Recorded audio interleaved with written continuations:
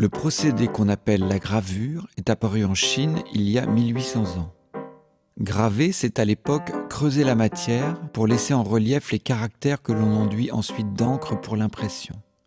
Le procédé a prouvé son efficacité pendant des siècles, jusqu'à ce que dans les années 1430, en pleine Renaissance européenne, on remplace le bois par le cuivre.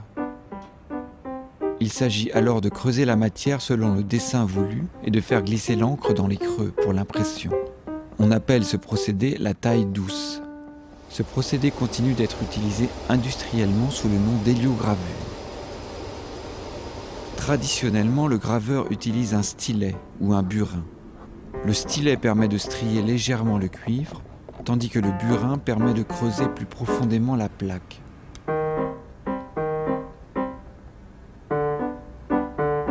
Dans le cas de l'héliogravure actuelle, c'est un cylindre de cuivre ou d'inox qui est gravé le plus souvent au laser. Dans le cas de la taille douce, l'opération qui consiste à remplir les creux du dessin par de l'encre est assez longue. Il faut surtout bien enlever l'encre en surplus sur la plaque. On termine le travail en paumant la plaque. Dans le cas de l'héliogravure, le cylindre trempe dans un bac rempli d'encre très liquide. Et une raclette permet mécaniquement d'enlever l'encre en surplus sur la surface. Le support d'impression est gravé. L'encre est étalée sur le support. L'encre en surplus est éliminée. Le papier est pressé sur le support et absorbe l'encre.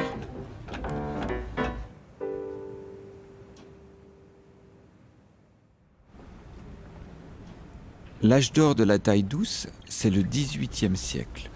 Mais désormais, ce procédé est devenu une activité artistique confidentielle.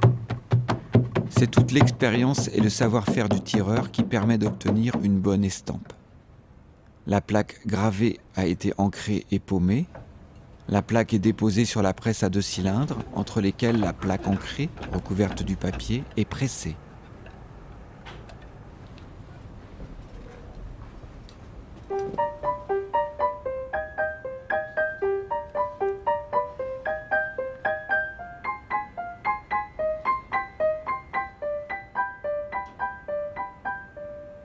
Le procédé d'héliogravure, mis au point en 1875, répond à des besoins industriels d'impression.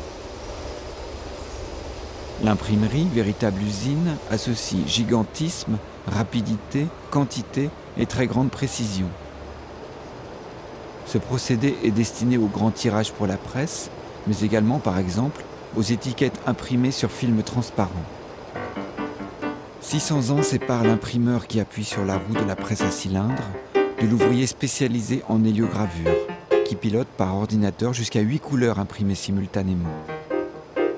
Et pourtant, le procédé est le même.